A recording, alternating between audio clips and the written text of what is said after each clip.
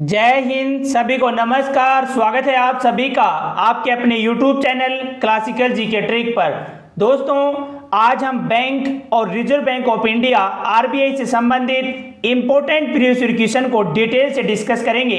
ये सभी question SSC, railway और बैंकों से संबंधित एग्जाम में पूछे गए हैं और आने वाली सभी प्रतियोगी परीक्षाओं के लिए अति महत्वपूर्ण है। दोस्तों, इस वीडियो की फ्री पीडीएफ के लिए आप टेलीग्राम चैनल ज्वाइन कर सकते हैं, जिसका लिंक डिस्क्रिप्शन में दिया गया है। इससे पहले जो भी चैनल पर नए हैं, कृपया चैनल को लाइक, शेयर और सब्सक्राइब करें। तो चलिए फ्रेंड्स, स्टार्ट करते हैं आज का हमारा पहला क्वेश्चन।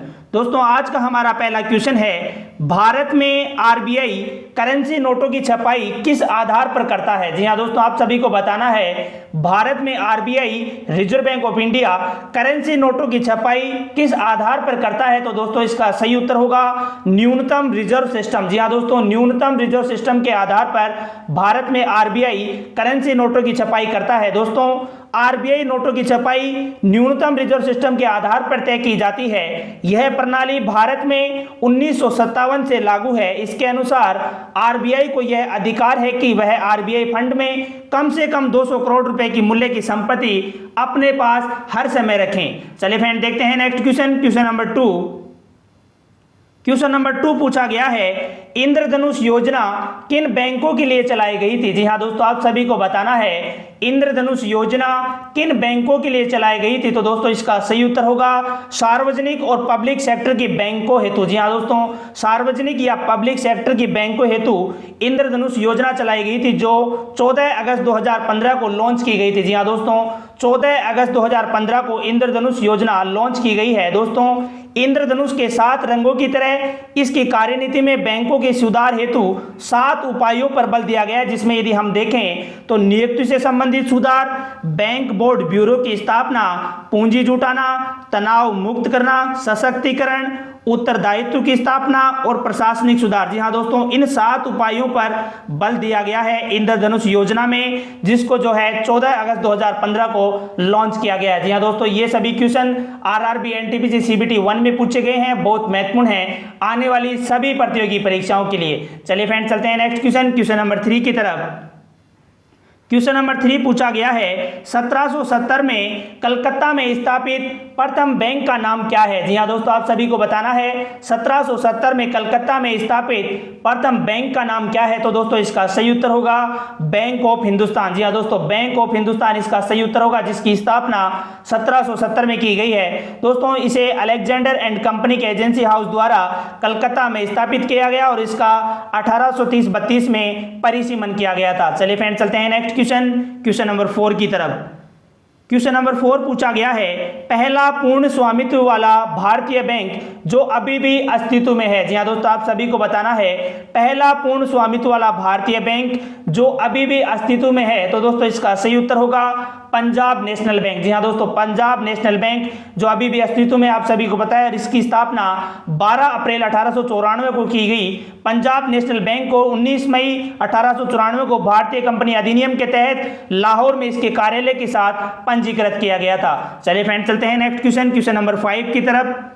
क्वेश्चन नंबर 5 पूछा गया है, भारत में प्रथम बार बैंक का राष्ट्रीयकरण कब किया गया। जी हाँ दोस्तों, आप सभी को बताना है, भारत में पहली बार बैंक का राष्ट्रीयकरण कब किया गया। तो दोस्तों, इसका सही उत्तर होगा 1 जनवरी 1949 में भारत में सबसे पहले आरबीआई का राष्ट्रीयकरण किया गया। जी हाँ दोस्तों, 1 जनवरी 1949 को आरबीआई का राष्ट्रीयकरण किया गया सबसे पहले। इसके बाद में आप सभी को पता है 14 प्राइवेट बैंकों का राष्ट्रीयकरण 1969 में किया गया और उसके बाद में 1980 में 6 बैंकों का और राष्ट्रीयकरण किया गया था, जिसके बारे में अभी हम डिटेल से डिस्कस भी करेंगे। भारत में पहली बार राष्ट्रीयकरण कब किया गया, तो इसका सही उत्तर होगा 1 जनवरी 1949 को। चलिए फ्रेंड, चलते हैं next question number 6। Question number 6 पूछा गया है, कृषि एवं ग्रामीण विकास हेतु वित्त प्रदान करने वाली शीर्ष बैंकिंग संस्थान कौन सी है। तो दोस्तों, इसका सही उत्तर होगा नाबार्ड। जी हाँ दोस्तों, नाबार्ड कृषि एवं ग्रामीण विकास हेतु वित्त प्रदान करने के लिए शीर्ष बैंकिंग संस्थान प्रणाली है।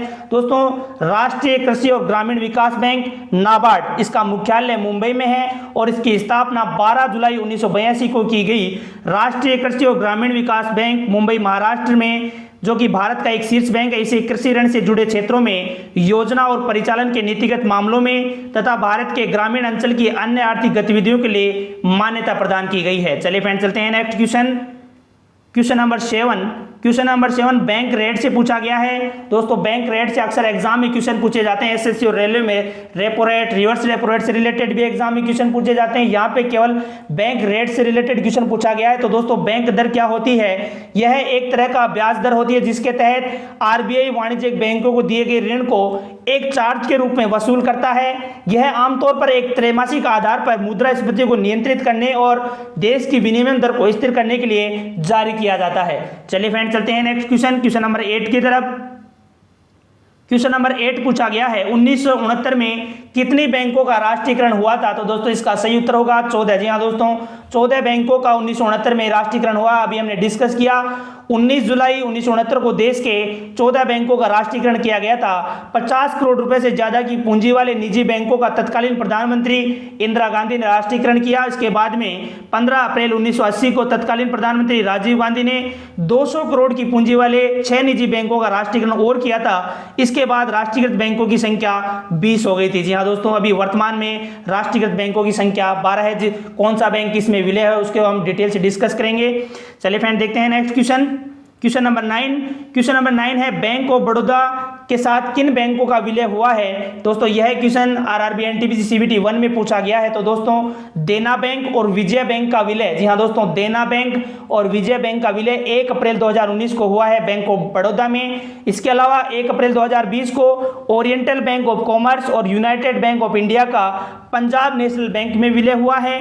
इसके अलावा सिंडिकेट बैंक का केनरा बैंक में विलय हुआ है और आंध्रा बैंक व कॉर्पोरेशन बैंक का यूनियन बैंक ऑफ इंडिया में विलय हुआ है और इलाहाबाद बैंक का जो है इंडियन बैंक में विलय हुआ। इस तरीके से बैंकों के विलय से रिलेटेड एग्जाम में क्वेश्चन पूछे जाते हैं। आप सभी को पता होना चाहिए कौन से बैंक में विलय हुआ है। चलिए फ्रेंड देखते हैं next question number 10 Exim bank की स्थापना कब हुई? तो दोस्तों 1982 में स्थापित किया गया था। एक्सिम बैंक भारत सरकार के स्वामित्व में 1982 में स्थापित एक्सिम बैंक आयातकों और निर्यातकों को वित्तीय सहायता प्रदान करता है। यह प्रधान वित्तीय संस्था के रूप में देश के अंतर्राष्ट्रीय व्यापार को बढ़ावा देने के लिए सामान और सेवा के आयात और निर्यात को वित्तीय सहायता देने वाले संस्थाओं के कार्य को समायोजित करने का कार्य करता है। चलिए फ्रेंड देखते हैं नेक्स्ट क्वेश्चन नंबर 11 पूछा गया है भारत में सभी एटीएम ऑपरेट कौन करता है? तो दोस्तों इसका सही उत्तर होगा भारतीय राष्ट्रीय भुगतान निगम। जी हाँ दोस्तों, एनपीसीएल भारत में सभी एटीएम ऑपरेट करता है, भारतीय राष्ट्रीय भुगतान निगम। दोस्तों यदि एटीएम से रिलेटेड आने वाले एग्जाम में क्वेश्चन पूछा जा सकता है, भारत में सबसे पहले एटीएम 1987 को शुरू किया गया जब मुंबई में एचबीसी बैंक ने इस पहली बार जो है इसको शुरू किया था। चलिए फ्रेंड देखते हैं नेक्स्ट क्वेश्चन नंबर 12 पूछा गया है आरबीआई द्वारा देश में डिजिटल भुगतान की स्थिति के अध्ययन के लिए डिजिटल भुगतान सूचकांक का आधार वर्ष कौन सा माना गया है? तो दोस्तों इसका सही उत्तर होगा मार्च 2018। जी हाँ दोस्तों, मार्च 2018 को आरबीआई द्वारा आधार वर्ष माना गया है। यदि मार्च 2018 में डीपीआई जो देखें, डिजिटल पेमेंट इंडेक्स देखें, तो उसका स्कोर 100 निर्धारित किया गया। उसके बाद में मार्च 2019 में डीपीआई स्कोर बढ़कर 153.47 और मार्च 2020 में डीपीआई 207.84। इससे रिलेटेड एग्जाम में क्वेश्चन पूछा जा सकता है। चलिए फ्रेंड देखते हैं नेक्स्ट क्वेश्चन नंबर 13 पूछा गया है भारत में मौद्रिक नीति को कौन निर्धारित करता है? तो दोस्तों reserve bank of India Bharat में मौद्रिक नीति को निर्धारित करता है। मौद्रिक नीति से क्या अभिप्राय है? यदि हम देखें तो केंद्रीय बैंक के नियंत्रण में लिखितों के ऊपर से है जिससे कि मुद्रा और ऋण की उपलब्धता, लागत और उपयोग को नियंत्रित किया जा सके। इसका उद्देश्य है कम और स्थिर मुद्रास्फीति तथा विकास को बढ़ावा देने जैसे विशिष्ट आर्थिक लक्ष्यों को हासिल करना है।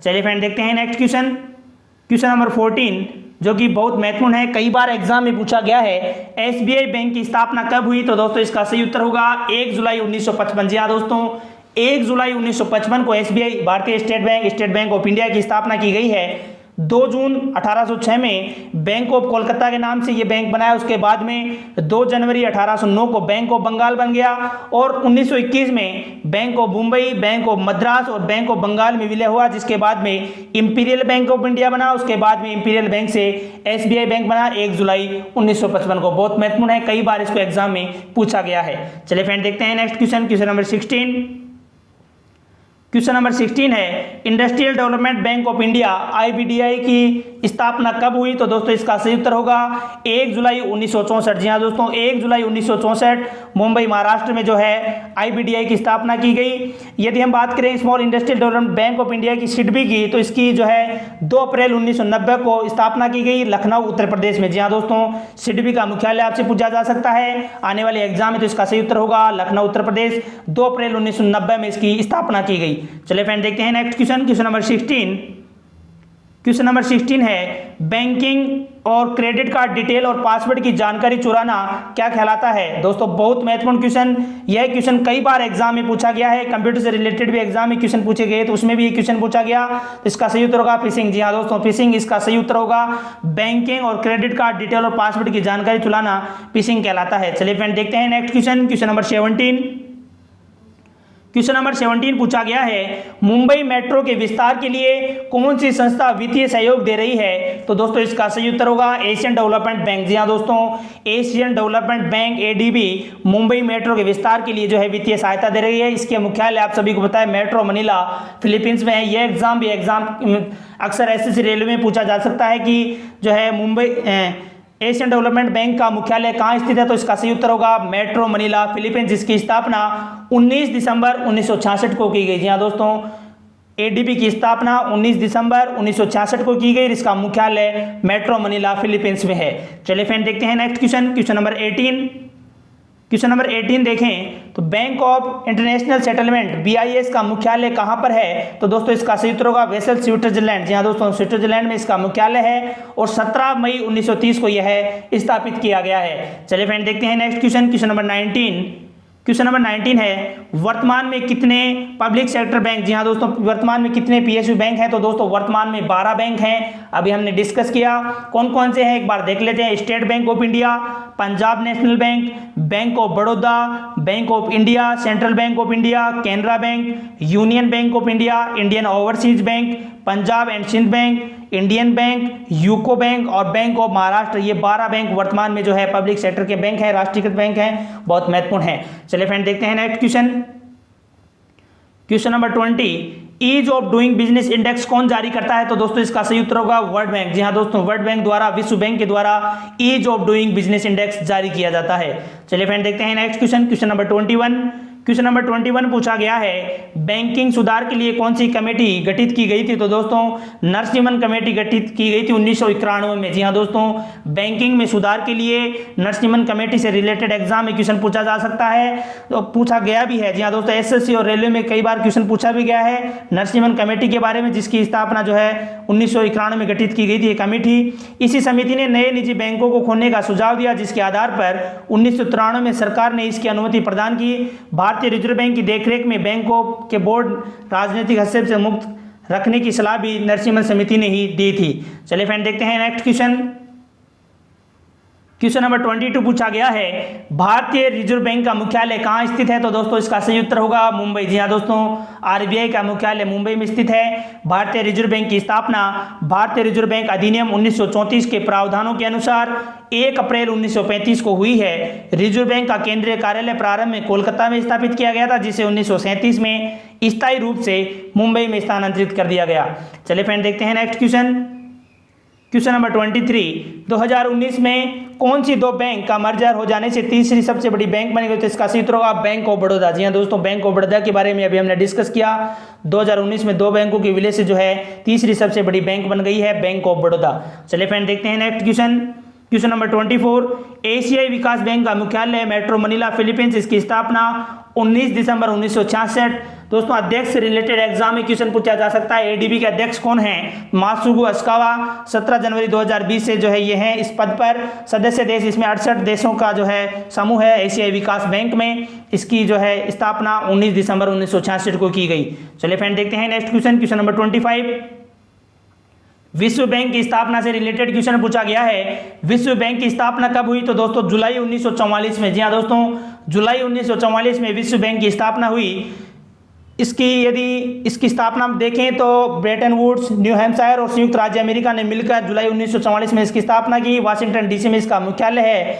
और संयुक्त राज्य अमेरिका और अध्यक्ष की यदि बात करें तो डेविड मालपस, जी हाँ दोस्तों, विश्व बैंक के अध्यक्ष डेविड मालपस हैं। संस्थापक जॉन मेनार्ड किन्स और हैरी डेक्स्टर व्हाइट। मूल संगठन कौन कौन से इसमें संयुक्त राष्ट्र है और विश्व बैंक समूह। सहयोगी कंपनियों की यदि बात करें तो अंतर्राष्ट्रीय पुनर्निर्माण और विकास बैंक, ये सभी इसके जो है सहयोगी कंपनियां हैं। चलिए फ्रेंड देखते हैं नेक्स्ट क्वेश्चन नंबर 26। निरंतर नेशनल वाटरशेड प्रोजेक्ट में किस बैंक ने निवेश किया है? तो इसका सही उत्तर होगा विश्व बैंक ने। जी हाँ दोस्तों, यह क्वेश्चन आरआरबी एनटीपीसी सीबीटी 1 में पूछा गया है। निरंतर नेशनल वाटरशेड प्रोजेक्ट में किस बैंक ने निवेश किया है? तो इसका सही उत्तर होगा विश्व बैंक ने। चलिए फ्रेंड देखते हैं next question number 27। Question number 27 है, एसबीआई में अप्रैल 2017 में कितने बैंकों का विलय हुआ है? जी हाँ दोस्तों, बहुत महत्वपूर्ण। स्टेट बैंक ऑफ इंडिया में अप्रैल 2017 में 5 बैंकों का विलय हुआ है। उसमें कौन कौन से? State Bank of Bikaner and Jaipur, state Bank of Travancore, state Bank of Patiala, state Bank of Mysore और स्टेट बैंक ऑफ हैदराबाद। जी हाँ दोस्तों, 5 बैंकों को मिलाकर जो है अप्रैल 2017 में विलय कर दिया गया है एसबीआई में। चलिए फ्रेंड देखते हैं next question number 28। Public sector के सबसे बड़ा बैंक कौन सा है? तो दोस्तों स्टेट बैंक ऑफ इंडिया। जी हाँ दोस्तों, state Bank of India public sector का सबसे बड़ा बैंक है। दूसरे नंबर पे एग्जाम में पूछा जाए तो पंजाब नेशनल बैंक। तीसरे नंबर जो अभी पूछा भी गया है बैंक ऑफ बड़ौदा। जी हाँ दोस्तों, बैंक ऑफ बड़ौदा तीसरा नंबर के सबसे बड़ा बैंक है। उसके बाद में कैनरा बैंक। जी हाँ दोस्तों, 4 बैंकों तक आपको याद रखना होगा। स्टेट बैंक ऑफ इंडिया सबसे पहले नंबर पर है, उसके बाद में पंजाब नेशनल बैंक, फिर बैंक ऑफ बड़ौदा और कैनरा बैंक। चलिए फ्रेंड देखते हैं next question number 29। Question number 29 है, वर्ल्ड बैंक 2016 के अनुसार $12,000 से कम प्रति व्यक्ति आय वाला देश किस श्रेणी में आएगा? तो दोस्तों इसका सही उत्तर होगा अपर मिडिल। जी हाँ दोस्तों, जिसके $12,000 से कम प्रति व्यक्ति आय हैं वो जो है अपर मिडिल में आएगा। इनकम जिसकी 4,036 से 12,475। लोअर मिडिल की यदि हम बात करें तो 1,026 से 4,035 तक। और हाई इनकम मिडिल में तो 12,476 या इससे ज़्यादा यदि है तो वो हाई इनकम में सम्मिलित किया जाएगा। चलिए फ्रेंड देखते हैं next question number 30। Anshula Kant विश्व बैंक समूह की मुख्य वित्तीय अधिकारी और प्रबंध निदेशक बनी है। वह पहले किस बैंक की मैनेजिंग डायरेक्टर थी? तो दोस्तों इसका सही उत्तर होगा स्टेट बैंक ऑफ इंडिया। जी हाँ दोस्तों, एसबीआई की वजह से पहले मैनेजिंग डायरेक्टर थी, उनको अब जो है विश्व बैंक समूह की मुख्य वित्तीय अधिकारी और प्रबंध निदेशक हैं वर्तमान में। तो दोस्तों इससे पहले वो स्टेट बैंक ऑफ इंडिया की जो है मैनेजिंग डायरेक्टर थी। चलिए फ्रेंड देखते हैं नेक्स्ट क्वेश्चन नंबर 31। 2021 को आरबीआई के नए कार्यकारी निदेशक कौन बने हैं? तो इसका सही उत्तर होगा अजय कुमार। जी हाँ दोस्तों, अजय कुमार को 2021 में आरबीआई के नए कार्यकारी निदेशक के रूप में नियुक्त किया गया। आने वाली परीक्षाओं में जरूर पूछा जाएगा यह क्वेश्चन अजय कुमार से रिलेटेड। चलिए फ्रेंड देखते हैं next question number 32। World bank और अन्य किस बैंक ने विश्व के पहले ब्लॉकचेन ब्रॉड ट्रांजैक्शन के लिए समझौता किया है? तो इसका सही उत्तर होगा कॉमनवेल्थ बैंक ऑफ ऑस्ट्रेलिया। जी हाँ दोस्तों, कॉमनवेल्थ बैंक ऑफ ऑस्ट्रेलिया ने वर्ल्ड बैंक और जो है वर्ल्ड बैंक के साथ ब्लॉकचेन ब्रॉड ट्रांजैक्शन के लिए समझौता किया है। चलिए फ्रेंड देखते हैं नेक्स्ट क्वेश्चन नंबर 33। आरबीआई के लोगो में किसका चित्र होता है? तो दोस्तों भारतीय रिजर्व बैंक के प्रतीक में ताड़ के पेड़ के सामने रॉयल बंगाल टाइगर है। जी हाँ दोस्तों, आरबीआई के लोगो से संबंधित क्वेश्चन पूछा गया है। आरबीआई के लोगो में किसका चित्र होता है? तो ताड़ के पेड़ के सामने रॉयल बंगाल टाइगर, इसका जो है चित्र इसमें चित्रित है। देखते हैं नेक्स्ट क्वेश्चन नंबर 34। संयुक्त राष्ट्र का कौन सा देश विश्व बैंक का सदस्य नहीं है? तो दोस्तों ऑप्शन में दिए गए थे आरआरबी एनटीपीसी में चाइना, कनाडा, ऑस्ट्रेलिया और क्यूबा। तो दोस्तों चाइना, कनाडा और ऑस्ट्रेलिया ये जो है विश्व बैंक के सदस्य देश हैं। क्यूबा जो है सदस्य देश नहीं है। टोटल जो है 189 सदस्य देश हैं जिसमें क्यूबा सदस्य देश नहीं है। चाइना, कनाडा और ऑस्ट्रेलिया ये जो तीनों जो है विश्व बैंक के सदस्य देश हैं। इसका सही उत्तर होगा क्यूबा। चलिए फ्रेंड देखते हैं नेक्स्ट क्वेश्चन नंबर 35। एसएलआर की फुल फॉर्म क्या है? तो दोस्तों एसएलआर की फुल फॉर्म होती है स्टैट्यूटरी लिक्विडिटी रेशो, वैधानिक तरलता अनुपात। एसएलआर क्या होता है? तो ये बैंकों के पास उपलब्ध जमाओं का वह हिस्सा होता है जो कि उन्हें अपने जमाओं पर लोन जारी करने से पहले अपने पास रख लेना अनिवार्य होता है। चलिए फ्रेंड देखते हैं नेक्स्ट क्वेश्चन नंबर 36। निम्नलिखित में आरबीआई का कार्य क्या नहीं है? 4 ऑप्शन दिए गए थे। रेपो रेट निर्धारित करना, वाणिज्यिक बैंकों को लोन देना, जनता को लोन देना या सरकार को ऋण देना। तो दोस्तों इसमें जनता को लोन देना ये आरबीआई का कार्य नहीं है। आरबीआई का कार्य केवल रेपो रेट निर्धारित करना, वाणिज्यिक बैंक हैं जितने राष्ट्रीयकृत बैंक हैं उनको सबको लोन देना, उसके अलावा सरकार को ऋण देना आरबीआई का कार्य होता है। जनता को लोन देना आरबीआई का कार्य नहीं होता है। इसका सही उत्तर होगा जनता को लोन देना। देखते हैं नेक्स्ट क्वेश्चन, क्वेश्चन नंबर 37। वित्तीय साक्षरता सप्ताह कौन क्रियान्वित करता है? तो दोस्तों 4 ऑप्शन दिए गए थे, केंद्र सरकार, आरबीआई, एसबीआई या कोऑपरेटिव बैंक। तो दोस्तों इसका सही उत्तर होगा आरबीआई। जी हाँ दोस्तों, वित्तीय साक्षरता सप्ताह आरबीआई क्रियान्वित करता है। चलिए फ्रेंड देखते हैं next question, question number 38। Question number 38 पूछा गया है, योनो किस बैंक का मोबाइल बैंकिंग ऐप है? तो दोस्तों इसका सही उत्तर होगा एसबीआई। जी हाँ दोस्तों, एसबीआई का ऐप है, आप सभी को पता है। योनो की full form you only need one. जी हाँ दोस्तों, योनो से रिलेटेड भी एग्जाम में क्वेश्चन पूछा जा सकता है। योनो किस बैंक का मोबाइल बैंकिंग ऐप है? तो इसका सही उत्तर होगा एसबीआई। चलिए फ्रेंड देखते हैं next question, question number 39। Question number 39 पूछा गया है, बैंक से लोन लेने के दौरान सिक्योरिटी के लिए जो गिरवी रखा जाता है उसे क्या कहते हैं? तो दोस्तों उसे कहते हैं कोलेटरल। जी हाँ दोस्तों, संपार्श्विक भी कहा जाता है उसे। संपार्श्विक अचल संपत्ति अन्य प्रकार की संपत्ति भी हो सकती है जो ऋणदाता के लिए सुरक्षा के रूप में कार्य करती है। जी हाँ दोस्तों, बहुत महत्वपूर्ण क्वेश्चन आने वाले एग्जाम में पूछा जा सकता है। चलिए फ्रेंड देखते हैं next question, question number 40। Banking क्षेत्र में ग्राहकों की शिकायतों के निवारण के लिए आरबीआई ने किस अधिकारी की नियुक्ति की है? तो दोस्तों बैंकिंग लोकपाल। जी हाँ दोस्तों, बैंकिंग लोकपाल अधिकारी की नियुक्ति की गई है। बैंकिंग लोकपाल योजना बैंकों द्वारा दी जा रही कतिपय सेवाओं से संबंधित ग्राहकों की शिकायतों के समाधान पर कार्रवाई करती है। चलिए फ्रेंड देखते हैं next question, question number 41। Question number 41 पूछा गया है, 2016 में हुए विमुद्रीकरण के वक्त आरबीआई के गवर्नर कौन थे? जी हाँ दोस्तों, नोटबंदी के समय आरबीआई के गवर्नर कौन थे? तो इसका सही उत्तर होगा उर्जित पटेल, जिनका कार्यकाल 4 सितंबर 2016 से लेकर 11 दिसंबर 2018 तक रहा है। नोटबंदी आप सभी को पता है 8 नवंबर 2016 को हुई थी। वर्तमान में आरबीआई के गवर्नर शक्तिकांत दास हैं। चलिए फ्रेंड देखते हैं next question, question number 42। Bank of Kolkata और Bank of Bombay, Bank of Maharashtra Madras को मर्ज करके कौन सी बैंक की स्थापना की गई थी? तो दोस्तों इसका सही उत्तर होगा इंपीरियल बैंक ऑफ इंडिया। 27 जनवरी 2021 को इन तीनों बैंकों को मिलाकर इंपीरियल बैंक ऑफ इंडिया की स्थापना की। बाद में इंपीरियल बैंक ऑफ इंडिया से SBI state Bank of India बना है। देखते हैं नेक्स्ट क्वेश्चन, क्वेश्चन नंबर 43। भारतीय बैंकों की अधिकतम शाखाएं किस देश में है? तो दोस्तों ब्रिटेन में। जी हाँ दोस्तों, ब्रिटेन में भारतीय बैंकों की अधिकतम शाखाएं हैं। इसका सही उत्तर होगा ब्रिटेन। देखते हैं नेक्स्ट क्वेश्चन, क्वेश्चन नंबर 44।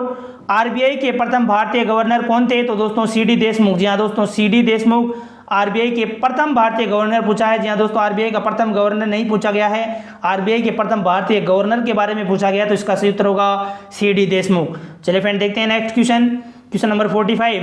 अप्रैल 2019 तक नाबार्ड में भारत सरकार की हिस्सेदारी कितनी प्रतिशत है? तो दोस्तों 99% है। जी हाँ दोस्तों, 99% है भारत सरकार की इसमें हिस्सेदारी। नाबार्ड की स्थापना 12 जुलाई 1982 में हुई थी। चलिए फ्रेंड देखते हैं next question, question number 46। RBI के पहले गवर्नर, जी हाँ दोस्तों, पहले भारतीय गवर्नर सीडी देशमुख और पहले गवर्नर सर ओसबोर्न स्मिथ। जी हाँ दोस्तों, सर ओसबोर्न स्मिथ आरबीआई के पहले गवर्नर हैं। चलिए फ्रेंड देखते हैं next question, question number 47। Bharat में 1 रुपए के नोट व सिक्के डालने का अधिकार किसके पास होता है? तो दोस्तों वित्त मंत्रालय के पास। जी हाँ दोस्तों, वित्त मंत्रालय के पास भारत में 1 रुपए के नोट और सिक्के डालने का अधिकार होता है। इसमें कंफ्यूज नहीं होना, रिजर्व बैंक ऑफ इंडिया के पास इसका अधिकार नहीं है। भारत में 1 रुपए के नोट और सिक्के डालने का अधिकार वित्त मंत्रालय के पास होता है। चलिए फ्रेंड देखते हैं नेक्स्ट क्वेश्चन।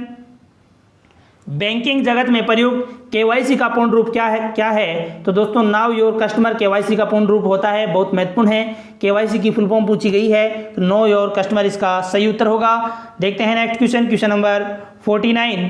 भारतीय रुपए के नोट पर कितनी भाषाओं में नोट के मूल्य का उल्लेख होता है? तो दोस्तों 15 भाषाओं में। जी हाँ दोस्तों, 15 भाषाओं में भारतीय रुपए के नोट पर जो है नोट के मूल्य का उल्लेख होता है। चलिए फ्रेंड देखते हैं next question, question number 50। Question number 50 पूछा गया है, कौन सा संगठन उधारकर्ताओं की ऋण पृष्ठभूमि उपलब्ध करवाता है? तो दोस्तों इसका सही उत्तर होगा सिबिल स्कोर। जी हाँ दोस्तों, सिबिल स्कोर के माध्यम से उधारकर्ताओं की पूरी पृष्ठभूमि सामने आ जाती है, तो इसका सही उत्तर होगा सिबिल स्कोर। चलिए फ्रेंड देखते हैं नेक्स्ट क्वेश्चन। विश्व बैंक के अध्यक्ष कौन है? डेविड मालपास इसका सही उत्तर होगा। विश्व बैंक के अध्यक्ष डेविड मालपास हैं। देखते हैं नेक्स्ट क्वेश्चन, क्वेश्चन नंबर 52। 1944 में ब्रेटन वुड्स समझौते के तहत कौन कौन सी संस्थान स्थापित की गई? तो अंतर्राष्ट्रीय मुद्रा कोष और विश्व बैंक। जी हाँ दोस्तों, अंतर्राष्ट्रीय मुद्रा कोष और विश्व बैंक 1944 में ब्रेटन वुड्स समझौते के तहत स्थापित की गई हैं। चलिए फ्रेंड देखते हैं next question. White level ATM कौन ऑपरेट करता है? तो दोस्तों जो एटीएम का सेटअप होता है वो owned operate bye non banks entities के द्वारा जो है इसको ऑपरेट किया जाता है। चलिए फ्रेंड देखते हैं next question, question number 54। Banking में ईडीडी की फुल फॉर्म क्या होती है? तो दोस्तों एनहेंस्ड ड्यू डिलिजेंस, या दोस्तों एनहेंस्ड ड्यू डिलिजेंस इसकी फुल फॉर्म होती है। चलिए फ्रेंड देखते हैं next question, question number 55। Insolvency and bankruptcy code अधिनियम कब पारित हुआ? तो दोस्तों इसका सही उत्तर होगा 28 मई 2016 को। जी हाँ दोस्तों, 28 मई 2016 को यह अधिनियम पारित किया गया है। दोस्तों इस तरीके से हमने बैंकों से रिलेटेड एसएससी, रेलवे और बैंकों में पूछे गए सभी एग्जामों से रिलेटेड जो है 55 इंपॉर्टेंट क्वेश्चन को डिस्कस किया। ये सभी क्वेश्चन बहुत महत्वपूर्ण हैं। दोस्तों इस वीडियो की फ्री पीडीएफ के लिए आप टेलीग्राम चैनल ज्वाइन कर सकते हैं, जिसका लिंक डिस्क्रिप्शन में दिया गया है। दोस्तों वीडियो को ज़्यादा से ज़्यादा शेयर, लाइक और चैनल को सब्सक्राइब करें। धन्यवाद।